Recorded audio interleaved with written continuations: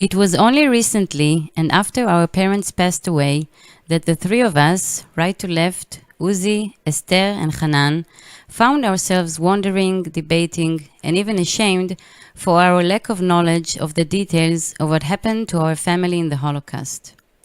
When we were little, after our parents found out for certain that they were the only ones left, which meant that we, their children, will never have grandmas, grandpas, uncles and aunts, as not one from their families survived the war, that they did not want to burden us with their terrible grief, and they talked scarcely about the Holocaust.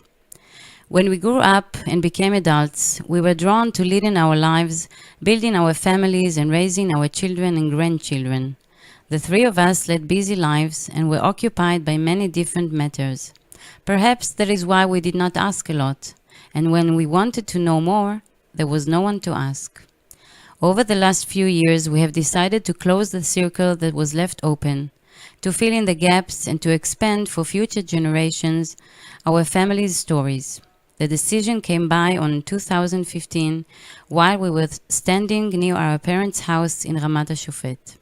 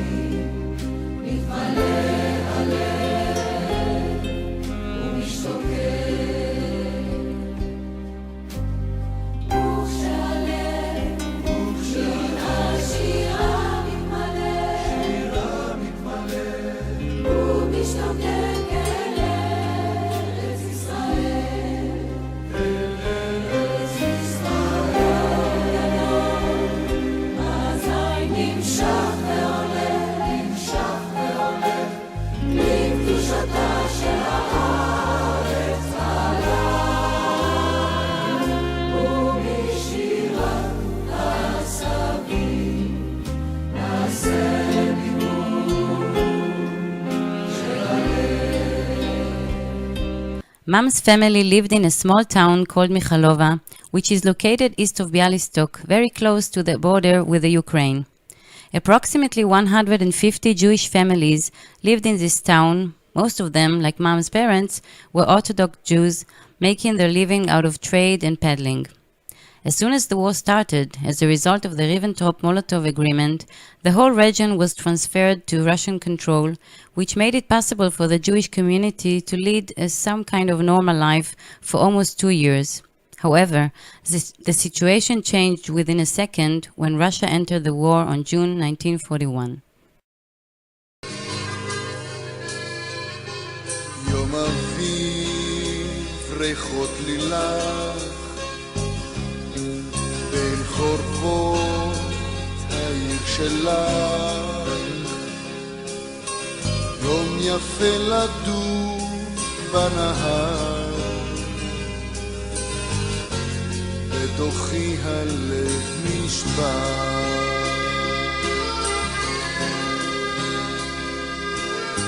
שם הייתה בינה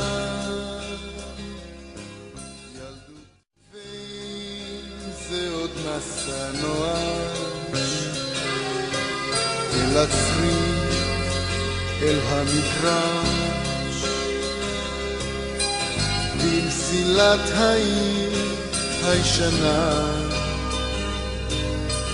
איש לא יחכה בתחנה ואם את נוסעת לאן את נוסעת הנצח הוא רק אפר ועבר לאן את נוסעת On November 2nd, 1942, the death journey of the Zorochowicz family to Treblinka began. On that day, the Germans gathered the 700 Jews of Michalova and marched them to an army camp on the outskirts of the county main town Bialystok. About 50 of them escaped on the way, but all the rest, crowded, terrified, and praying for their lives, kept on waiting. On November 22nd, according to the Nazi murderers' satanic schedule, came the turn of the Michalova Jews. On that day, they were sent as a group, and maybe without knowing that this will be their last journey to the Treblinka death camp, 150 kilometers away from their hometown. We arrived to this cursed place, a camp that was destroyed by the Germans in order to conceal the atrocities that they inflicted there from the world. But we came to see it all, the place where they murdered our family, to remember everything and forget nothing. פרחות לילך בין חורבות העיר שלך יום יפה לדור בנהר בתוכי הלב נשבר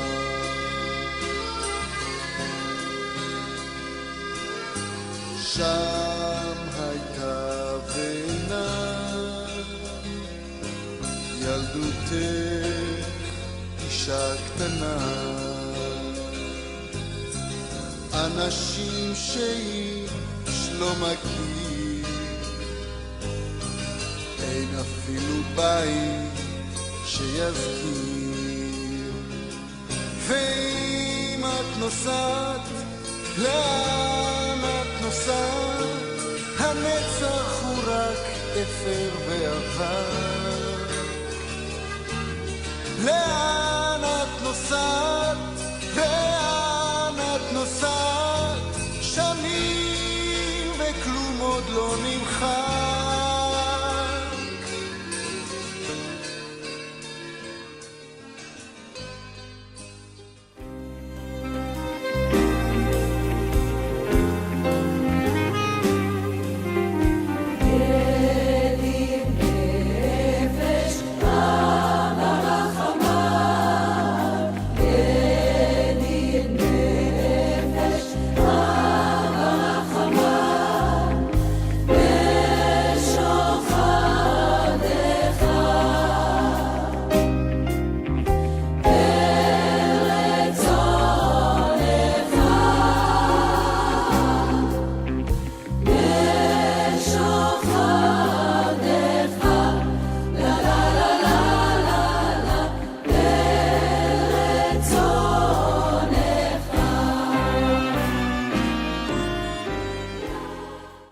אנחנו הולכים עכשיו לראות את הבית של אבא, פחות או יותר זה הבית שמולנו, אבל הבית חודש, הוא שמו עליו שכבה נוספת.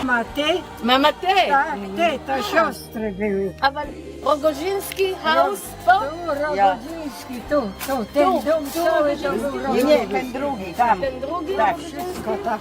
תגידי להם, tam gdzie Ewa Bilarska ta mieszkała. איפה פילסקי? עוזי מצא אישה שהיא מכירה את כל To הסיפור. jedno ino pan ma, לא, איפה את? wszyscy tu. זה אימא שלה פה. Mama jej i ta. מאמה?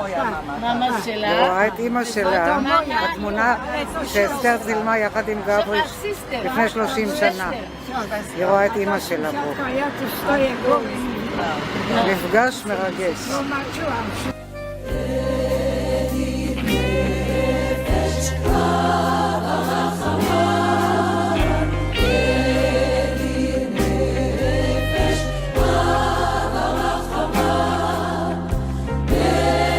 Jozepow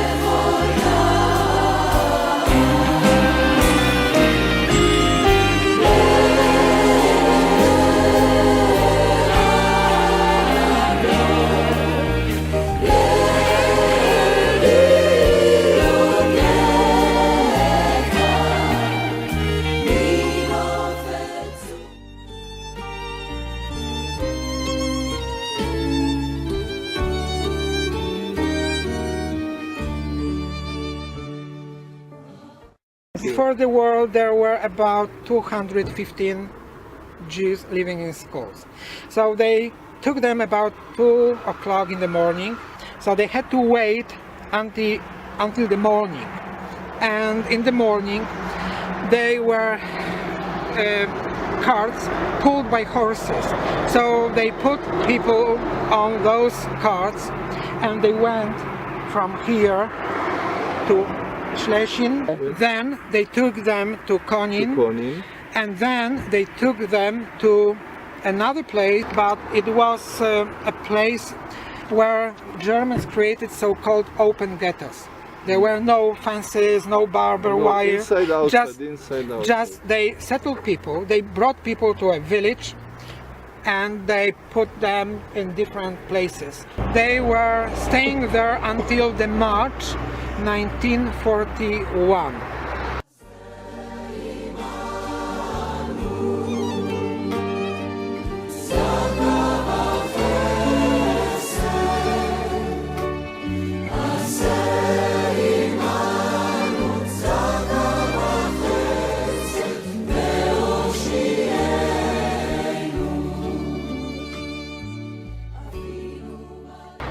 And then they took them from this place to Konin and to the railway station, and for 8 days without food, without water, they were on the train. They didn't know where are they taking them, and she said that also Germans were not sure where to take them. They stopped the train and they said, now you have to leave. After some time, no, you have to go further, yeah?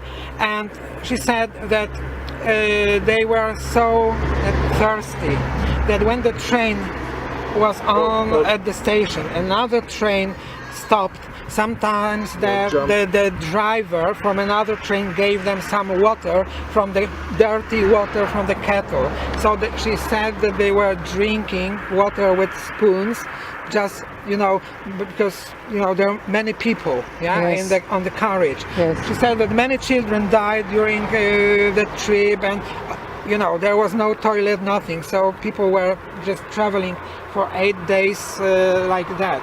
And finally they came to the station called Długi Kąt, near Józefów. Długi Kąt? Długi Kąt. Długi Kąt. Near Józefów.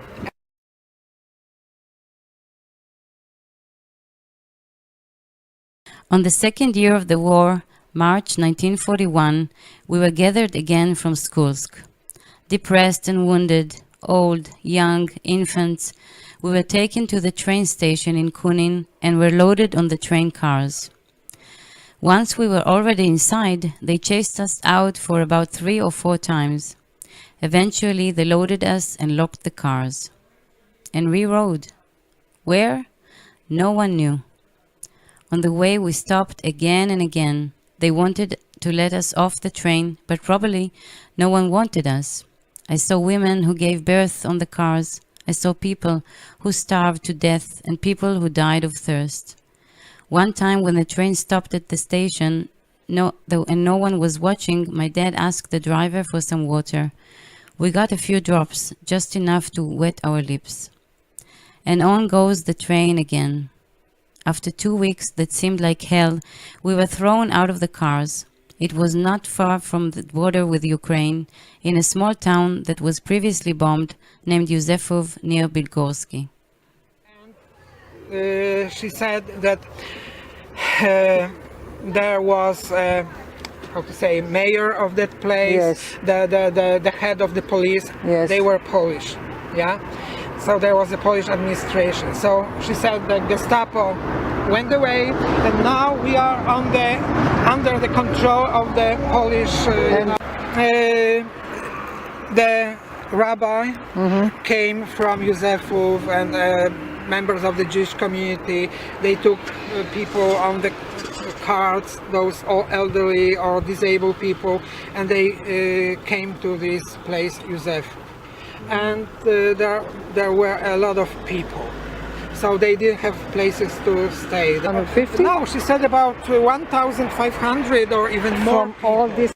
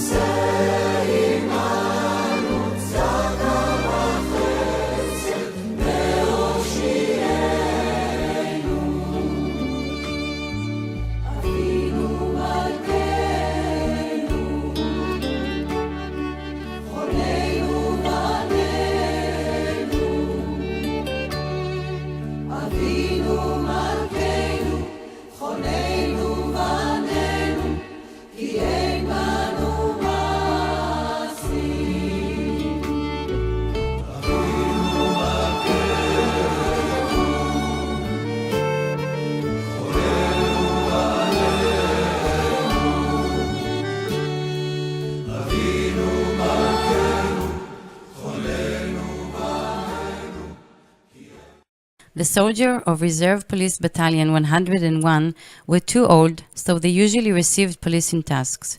The soldiers were taken from their beds in the early hours of Monday 13 July 1942. They were departing from Bilgoraj around 2 a.m. The truck convoy arrived in Jozepow when 1,500 Jewish residents of the city have not yet woken from their sleep. Major Trapp assembled the men and explained them the battalion's murderous assignment. He told them that the Jews joined the partisan activity and therefore they have to kill them. Then he summoned the company commanders and gave them their respective assignments. 2 platoons were to surround the village. The men were explicitly ordered to shoot anyone trying to escape. The remaining men were to round up the Jews and take them to the marketplace. As the Jews were driven out of their houses and the immobile were shot, the air was filled with screams and gunfire. Meanwhile, the battalion doctor explained a quick lesson in the gruesome task that awaited them, how to induce the immediate death of the victims. First Sergeant Kamer had taken the initial platoon of shooters to a forest several kilometers from Jozepow. When the first truckload of 40 Jews arrived, an equal number of policemen came forward and face to face were paired off with their victims. Kamer ordered the Jews to lie down in a row, and on his order, they fired in unison. In the meantime, Sergeant Wolf chose a site a few yards further on so that the next batch of victims would not see the corpses from the earlier execution. These Jews were again forced to lie facing a row, and the shooting procedure was repeated. Except for a midday break, the shooting proceeded without interruption until nightfall. The forest was so full of dead bodies that it was difficult to find places to make the Jews lie down. At about 9 p.m., 17 hours after the Reserve Police Battalion 101 had first arrived, the last Jews had been killed.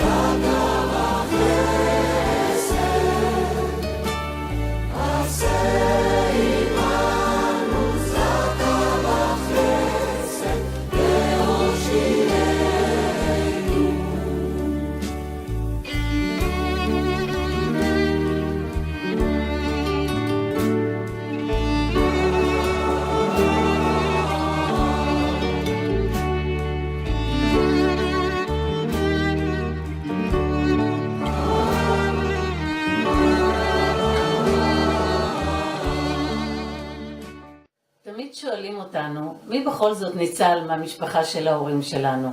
והתשובה שלנו היא אף אחד. לא ההורים שלהם, לא הסבים, לא אחים, לא אחייניות, לא אחיינים, ממש אף אחד. אבל כשאבא שלי עלה לישראל, בדודה שלו, שירלי הורן רוגוז'ינסקי, טסה לארצות הברית. היא הבדודה היחידה ששרדה לו. מצד אמא שלי שרדה שרה מלצקי. שרה הייתה אחות של גיטל זרחוביץ', הגיסה של אמא שלי. בשבילנו שרה מלצקי הייתה דודה. וזה הכל.